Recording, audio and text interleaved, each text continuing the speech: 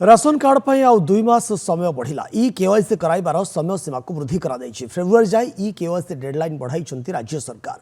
आज सरुथुला e KYC अवधि एबे सुधा 96% ई केवाईसी करि सारिथवा बेले बाकी 4% करि नाहंती।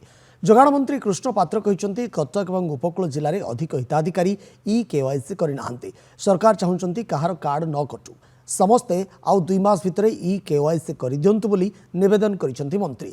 एबे सुधा नुआ 8 लाख राशन कार्ड बांटी सारलेनी सरकार। आउ 2 मास बढ़ाई दिया गला।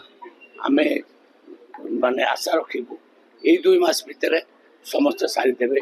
प्राय 96% आउ लोक ई केवाईसी कर सारलेनी, जोटा कि हाईएस्ट भारत वर्ष सबुठो हाईएस्ट होची ओडिशा। आमर अधिक लोक ई केवाईसी कर दैछंती। फिर भी आमे आउ 2 मास अवधि आज बढ़े ई केवाईसी करना कटक